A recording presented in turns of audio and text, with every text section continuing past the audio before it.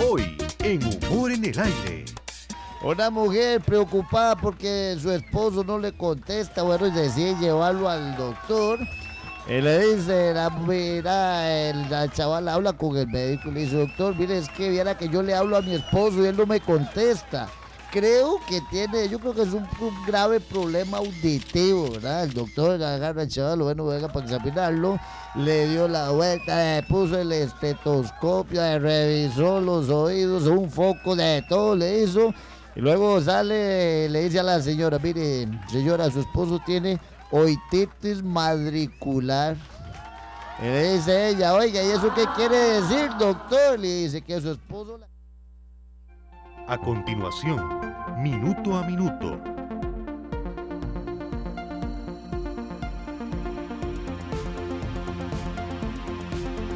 Realidad. Esto es Minuto a Minuto. Más allá de la noticia. Por Radio Monumental. ¿Qué tal? Muy buenos días. Bienvenidos a Minuto, nuestro programa de entrevistas y siempre consulta acá en Radio Monumental. Michelle Bernard les saluda. En esta ocasión, en compañía del señor Walter Cotto Molina. Usted lo recordará, exdiputado, exsecretario general del Partido de Liberación Nacional. Durante un tiempo se separó incluso de esta divisa y fue candidato presidencial para la coalición Cambio 2000 en el año 2002. Pero como se define don Walter Cotto, siempre con su corazón cerca de la socialdemocracia. ¿Por qué invitamos a don Walter, una figura que ha estado relativamente retirada de la arena política, no, electoral tal vez, de la arena electoral? Lo invitamos porque precisamente él presentó en días recientes un proyecto de ley denominado Ley de Pensión Consumo, que tuvo la amabilidad de compartir conmigo hace algunos días. ¿Imagina usted la posibilidad de estar trabajando durante décadas y que llegado el momento del retiro no exista un fondo del cual usted pueda subsistir? Usted trabajó, dedicó sus mejores años a trabajar, y sin embargo llega ese momento y no hay una pensión que lo respalde. Peor aún, personas que en situación de pobreza ni siquiera cotizaron a la Caja Costarricense del Seguro Social y que después, llegado el momento de la pensión, tampoco tienen de qué subsistir. Esa es la realidad a la que nos enfrentamos los costarricenses.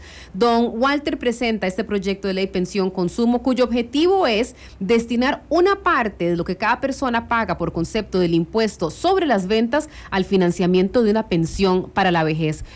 Vamos a conocer de boca de don Walter Cotto cómo funciona este mecanismo, que dicho sea de paso, cuenta ya con el respaldo de varios legisladores, según nos comentaba don Walter. Bienvenido y gracias por estar con nosotros en Monumental. Muchas gracias, Michelle. Un saludo muy cariñoso para usted y para todos los radioescuchas. Don Walter, para comenzar, estamos hablando de un proyecto que toma un impuesto que ya existe, pero convierte una parte de ese impuesto, el de ventas, que es de un 13% sobre las compras que usted realiza, y una parte de eso lo destina a un fondo de pensión para la vejez. Tal vez si nos puede empezar por explicar cómo opera. Sí, el impuesto opera de la siguiente manera. Cada vez que un consumidor, es decir, un costarricense o un visitante de nuestro país, tiene que pagar el 13%, entonces lo que propone el proyecto es que un 10% quede en el Estado y un 3% se acredite en una cuenta individual del consumidor. De manera que el consumidor, cada vez que compre, sienta que va a obtener un beneficio, y un beneficio que se le traduce en ese 3% que se deposita en una cuenta individual. Eso significa entonces que ese consumidor se va a convertir en un fiscalizador de la hacienda pública. Más vale que uno controle para ver en ese caso que esa cuenta va creciendo. Aquellos comerciantes que van a decir con factura o sin factura, le van a decir no, con factura, a sabiendas de que cada vez que yo compro voy a obtener un beneficio. Ese ahorro se va a ir acumulando a lo largo de los años, sobre todo en una sociedad de consumo en donde nosotros somos casi que consumidores por excelencia hoy en día. No ha habido en la historia de la humanidad una sociedad de consumo tan grande como la que existe hoy en día. Entonces, imagínese usted al cabo de 50 o más años, usted tendría acumulado un fondo individual de retiro que no le ha costado nada más que las compras que usted ha realizado durante toda su vida. Y entonces ese fondo se le retribuye a usted luego en una pensión para la vejez. Esto es altamente importante dadas las condiciones en que se encuentran las pensiones hoy en día en el país, en los diferentes regímenes existentes. Y además esto tiene un beneficio realmente extraordinario para todos los costarricenses, porque no habría ningún costarricense que no vaya a tener una pensión de vejez, dado que no hay ningún costarricense que no consuma. Entonces, vea usted que la inteligencia de este proyecto estriba en que sin necesidad de que los trabajadores aporten más de su planilla, ni los patronos ni el Estado, efectivamente el gran beneficiario es el habitante. Esto para mí es muy importante porque hace años que se le está pidiendo grandes sacrificios a la población, especialmente a la gente más débil, a las clases medias de este país, y no se les da nada. Aquí hay un beneficio absolutamente concreto. No se trata de una lotería fiscal, no se trata de un método azaroso, se trata de algo muy concreto que colocaría a Costa Rica como el primer país de toda América en garantizarle a toda su población una pensión de vejez. Michelle Mitchell o don Walter Cotto, o usted que se encuentra en su oficina o en su carro escuchándonos, va y compra un par de zapatos. Sobre esos zapatos se paga un impuesto del 13%. De ese 13% del impuesto, ¿cuánto se destina? Usted dice un 10%, de ese 13%, el 10% va para Hacienda, para los usos que ya tiene el impuesto de ventas, y usa un 3%, el equivalente a ese 3%, el que iría a esa cuenta personal. Ahora, no todas las personas que consumen en Costa Rica van a tener acceso a eso. Habla usted, por ejemplo, de los turistas, o incluso las mismas empresas. Cuando esas personas compran y pagan el impuesto de ventas, ¿cómo se distribuye lo que ellos pagan de impuesto de ventas? Bueno, otra de las virtudes que introduje en la propuesta es lo que yo llamo el FOSORE, que es un mecanismo de solidaridad, que vuelvo a repetir, en Costa Rica se han agotado los mecanismos de solidaridad. Hace tiempos que no hay mecanismos de solidaridad. La gente está cansada de que se le exige y se le exige y no se le retribuye con nada. ¿En qué consiste el mecanismo de solidaridad? Como efectivamente el consumo que puede tener Michelle Mitchell, que gana, digamos, un salario superior a lo que gana una persona que vive en un barrio muy pobre, es diferente. Entonces, el proyecto establece que para los consumos que son superiores a 40 salarios base, que estamos hablando de más o menos 12 o 13 millones al año, el exceso de ese consumo se redistribuye el 60% entre los consumos más pobres del país. Es un fondo de solidaridad. Es un fondo de solidaridad. El 30% va a la Caja Costarricense de Seguro Social para fortalecer el régimen de pensiones de invalidez, vejez y muerte, invalidez y muerte. Y el 10% eventualmente iría a un fondo ambiental. Vea usted que eso es muy importante porque además los turistas que vienen a Costa Rica, que por definición un turista es alguien que entra y sale del país, pero que también tiene que pagar el impuesto de ventas, ese 3% que en principio debería de entregársele al turista, ese 3% iría a fortalecer los consumos más pobres del país. Ese fondo de solidaridad. A ese fondo de solidaridad. Okay. Y además las empresas, que también tienen que pagar el impuesto de ventas, pero que no se pueden jubilar por ser empresas, entonces el proyecto establece que un 50% de ese 3% que en principio iría para las empresas, va también para el Fondo de Solidaridad para engrosar los consumos más pobres del país, y el otro 50% se le aplica a favor de la empresa como un crédito fiscal, de manera que la empresa va a tener el incentivo de... Puede acreditarlo, en ese caso, claro, en su declaración de impuesto. En su declaración de impuesto lo acredita como un crédito fiscal. Entonces la empresa va a tener el incentivo de también exigir factura cuando compra, porque sabe que cada vez que compra, un 50% de ese 3% va a acreditarse como un crédito fiscal en su favor. Para quienes nos escuchan y nos están siguiendo a través de Canal 2, suena como muchos números y puede sonar algo complicado, pero ¿por qué me parece relevante? Y vuelvo a lo mismo, el ejemplo de qué tirada estar trabajando todos los días y no tener la certeza de tener una pensión que nos respalde. Una situación todavía más grave para personas que ni siquiera tuvieron la oportunidad de cotizar porque están en el sector informal. Tal vez aquí, don Walter, ¿qué le diría usted, por ejemplo, a un ministro de Hacienda que podría decir, bueno, usted me está tocando en este momento el impuesto de ventas cuando tengo un hueco fiscal grandísimo, me lo está desviando el uso que ya tiene, la asignación de esos recursos que ya están fijados por ley, usted está tomando un trozo para llegar y crear este fondo, que puede ser una buena idea, pero finalmente no me estaría desfinanciando, no estaría desfinanciando el Estado, desvestir un santo para vestir otro, podría decirse tal vez. Todo lo contrario, este es un impuesto que viste todos los santos del gobierno y que resuelve el problema fiscal que tiene hoy el día el gobierno de evasión con el impuesto de ventas. Y le voy a explicar por qué. Porque si bien es cierto, se toma un 3% del 13%, es decir, la tasa nominal del impuesto disminuye, lo que es la tasa efectiva, que es la recaudación real, aumenta. ¿Por qué? Porque se está convirtiendo a más de 4 millones de costarricenses en fiscalizadores del impuesto de ventas. De manera que cada persona cuando compra le va a interesar que le den factura, que se la acrediten con su nombre, porque sabe que de esa compra va a derivar un beneficio. En lugar de la tributación directa de contratar 1,000 personas para ir a fiscalizar el impuesto de ventas, va a tener todo un ejército de población costarricense consumidores, vamos a ser los que van a ser los consumidores fiscalizando que se pague el impuesto de ventas. Y está demostrado técnicamente en el proyecto, y yo invito al ministro de Hacienda que se siente conmigo en su despacho para demostrarle efectivamente que es así. Está demostrado que con este proyecto, al convertirse la ciudadanía en fiscalizadores de la hacienda pública, se reduce la evasión del impuesto de ventas, que según los números de la Contraloría del 2008 eran 240,000 millones y que representa en la actualidad más o menos un 40% de evasión, se reduce a un 10% en un plazo de 3 o 4 años. Porque evidentemente en la propuesta esta, que yo he trabajado con una serie de técnicos y con gente especializada en la materia. ¿Con quiénes, don Walter? Bueno, por ejemplo, el doctor Fabio Durán, que es un eminente consultor internacional, que trabaja incluso con la OIT y que tiene a su cargo varias regiones de África. Tal vez lo más relevante que ha producido el país en materia actuarial. Con él trabajé el tema de las tasas de reemplazo y de todo el campo, digamos, actuarial para verificar la bondad en términos de que sea sostenible. De que sea sostenible durante todo el proceso. Después, en materia de seguros, con el doctor Hugo Quesada, que es especialista en esa materia.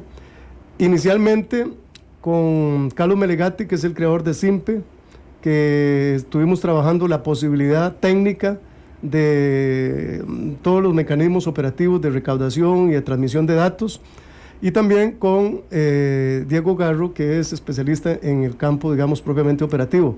He formado un equipo de especialistas como simple ciudadano, porque aquí no estoy presentando este proyecto como miembro de nadie, de ninguna fuerza política, como simple ciudadano, preocupado porque el país está en una situación muy delicada en el campo de las pensiones especialmente. Michel, usted sabe que, por ejemplo, la población está envejeciendo.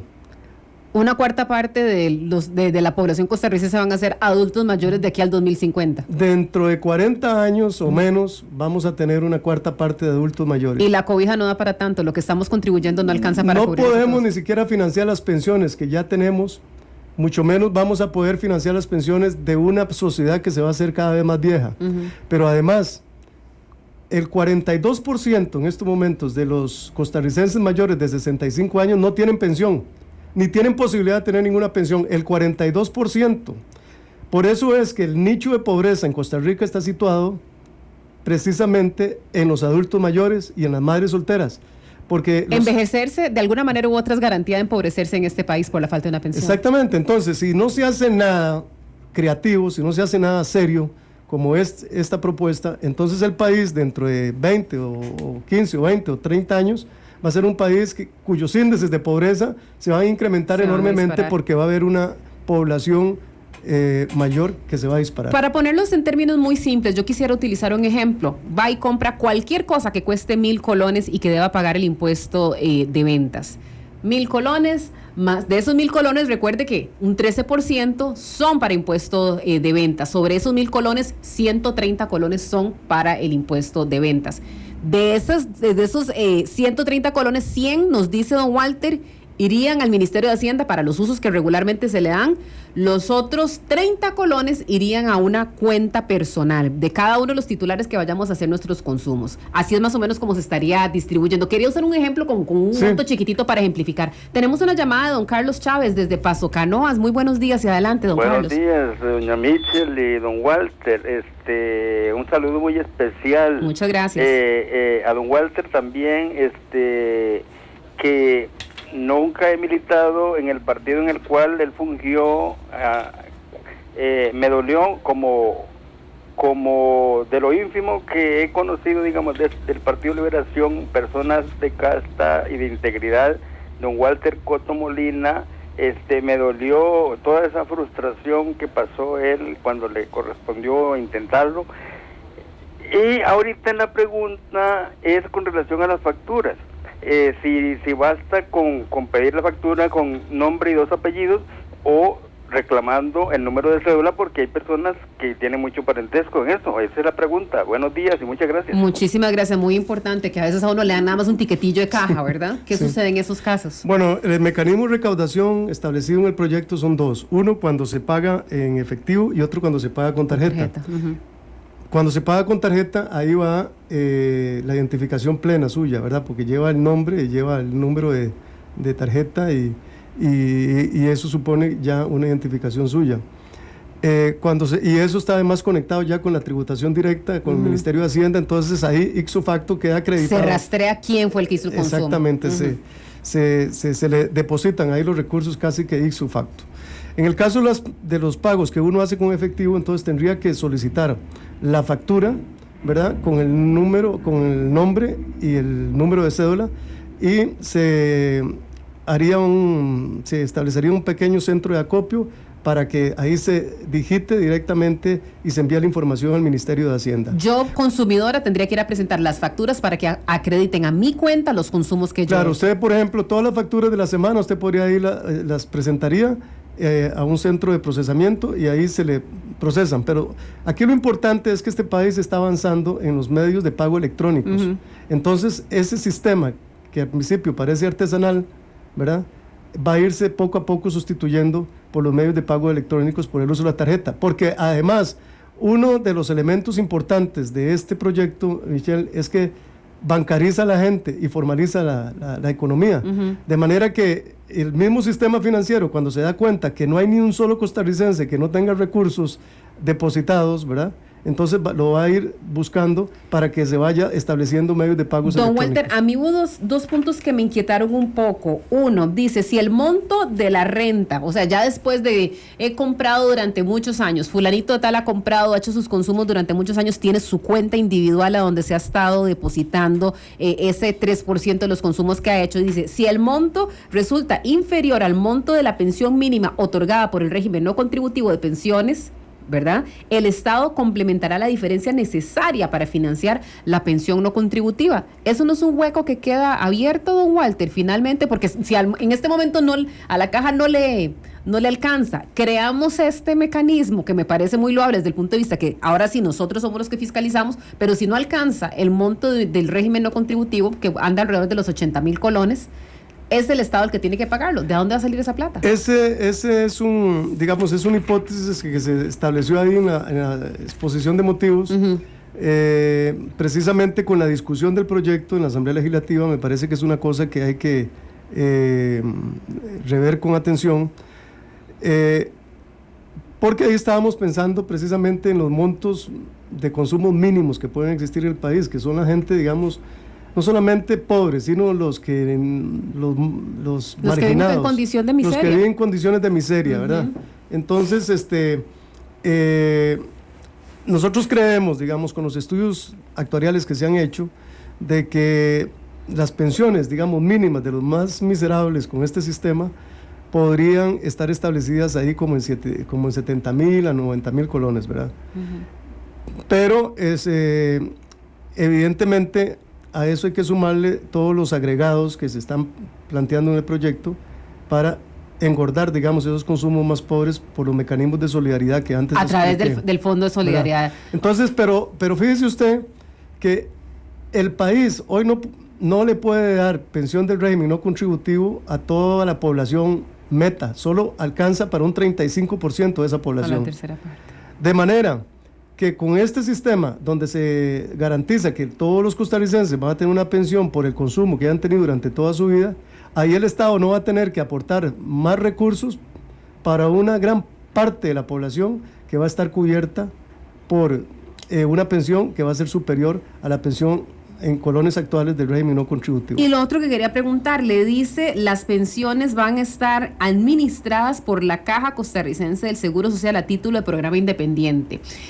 Yo defiendo mucho a la caja, pero cuestiono, y lo digo con absoluta libertad y apertura, y qué pena a los funcionarios de la caja, yo cuestiono su capacidad administrativa, porque hoy por hoy mucho del dinero que estamos poniendo y nos están rebajando a los trabajadores costarricenses para nuestra pensión paga una grandísima burocracia, absolutamente inefectiva. Entonces, a mí me da miedo saber que ese dinero de las cuentas personales vaya a ser administrado por la caja, que no ha tenido el buen tino de administrar bien ya los fondos de invalidez y vejez que existen.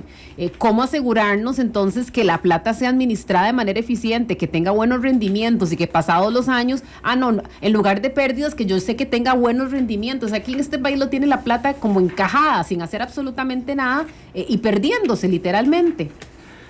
Sí, vea usted que, por ejemplo, en el proyecto, para no crear más entidades y para no crear más burocracia, ¿verdad? Porque uno de los problemas que tiene Costa Rica en estos momentos, yo no sé si usted sabe, pero yo también, que he estado trabajando mucho en reformas estructurales para el Estado costarricense, casi que como hobby, ¿verdad? Hay 324 instituciones en Costa Rica.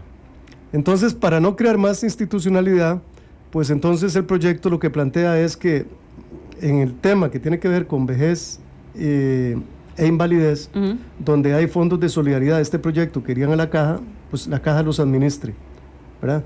Para no crear otra institución. Y también en el tema de la administración de las pensiones de consumo, se involucra a las operadoras de consumo de pensiones, donde también hay algunos cuestionamientos. Por ahí hay un artículo que yo metí en donde busca de alguna manera reducir al mínimo, digamos, los costos por comisión de esas entidades en relación con la administración de estos recursos. Pero lo que le quiero decir es que perfectamente en la discusión que este proyecto tenga en la Asamblea Legislativa podrían buscarse opciones más simples, más ágiles, más expeditas, que garanticen lo que todos andamos buscando, y lo que yo en particular, pues con este proyecto trato es de que los recursos que realmente ingresen sean recursos que vayan destinados para la finalidad del proyecto, que es darle pensión a todos los costarricenses. Usted no se imagina, Michelle, pero yo he soñado y muchas veces me he despertado en las madrugadas diciendo, qué hermoso darle a todos los costarricenses la garantía de que cuando lleguen a más de 65 años van a tener una pensión de vejez. Y qué hermoso que en este mundo tan salvaje desde el punto de vista económico, donde las poblaciones generalmente sufren los embates, digamos, de esa economía a veces tan salvaje y tan fuerte. Qué bonito nacer en un país o tener un país que desde que un niño va a nacer, ya ese niño se le tiene garantizada una pensión de vejez por el solo hecho de consumir durante toda su vida, va a obtener esa pensión. Ahora, me gustaría tal vez hablar en este último minuto que nos queda, don Walter, porque desafortunadamente el tiempo vuela, la viabilidad política. Veo que aquí hay apoyo, por ejemplo, de la fracción libertaria, hay firmas de parte de doña Mireya Zamora, de Patricia Pérez, de Adonai Enríquez, de Luis Fernando Mendoza, de Carlos Góngora, también de otras divisas. Veo aquí, por ejemplo, doña Alicia Fournier, si no me equivoco, sí, de José María Villalta, del Frente Amplio, de José Rodolfo Rodríguez, y de don Carlos Avendaño, algunas de las firmas que logro reconocer en este documento. El presidente de la Asamblea también. Y también el presidente. Ahora, ¿tiene viabilidad este proyecto? Porque me parece importantísimo lo que está promoviendo, pero nuevamente en esta asamblea donde las cosas duran años y se pierden, las buenas intenciones son exactamente el primer paso hacia el infierno. Un poco por la experiencia que yo he tenido en el pasado, fui articulando con los diputados la posibilidad de que apoyaran este proyecto y logré que lo firmaran todas las fracciones de la Asamblea Legislativa y 4 diputados de Liberación Nacional.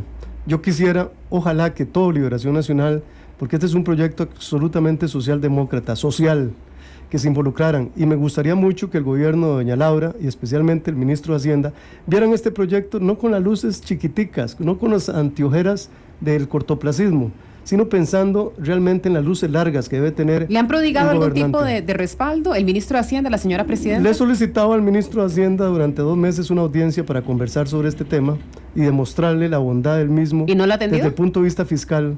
y no me ha atendido todavía. ¿La señora presidenta? La señora presidenta me pidió el proyecto informalmente en una oportunidad porque me dijo que le habían hablado bien de él y han pasado también varios meses y no ha respondido.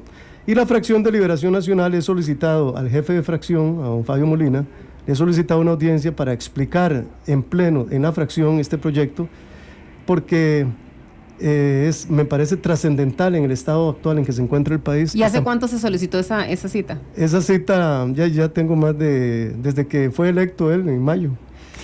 Bueno, qué dicha que hablamos de esto, porque finalmente creo que un proyecto que habla de crear un fondo para poder asegurar un fondo de retiro para todos los costarricenses, pero en especial para aquellas personas más pobres, me parece que hay que ponerle atención, y máxime cuando no está creando un impuesto nuevo ni creando una contribución nueva, sino reasignando recursos y además asegurándose que cuando vayamos a comprar algo, no esa necedad de que con factura o sin factura, no, usted asegúrese que leen la factura y hoy, independientemente de que este proyecto esté o no, asegúrese de pedirla siempre, porque finalmente esos impuestos son necesarios para que en este país se financien las obras que requerimos. Don Walter, vamos a estar dándole seguimiento a este proyecto de ley y por supuesto que el curso que tenga la Asamblea Legislativa. Muchísimas gracias. Nada más una breve pregunta, en lo político, ¿dónde está en este momento? Bueno, yo estaba muy refugiado, pero me parece que en Liberación Nacional, de los candidatos que se proponen, me parece que el que tiene más atributos para conducir este país es Johnny Araya. ¿Y usted va a trabajar con él en campaña? Probablemente le voy a ayudar con algunas de estas ideas y con algunas otras propuestas que tengo para beneficio del país. Veremos con mayor frecuencia entonces a don Walter Cotto a partir de ahora en el tema electoral y político. Probablemente me van a ver con mayor frecuencia en una cosa que me gusta mucho, que es la producción de ideas para el desarrollo de Costa Rica. Agradecerle muchísimo a don Walter Cotto, ex secretario general y exdiputado del Partido Liberación Nacional, y gracias a ustedes por haber estado también con nosotros aquí en Minuto a Minuto. Seguimos, por supuesto, informándole de los temas de relevancia a nivel nacional e internacional. Que tengan una muy feliz tarde. Cuando el instante no basta, el análisis se encuentra con la realidad. Esto es Minuto a Minuto, más allá de la noticia, por Radio Monumental.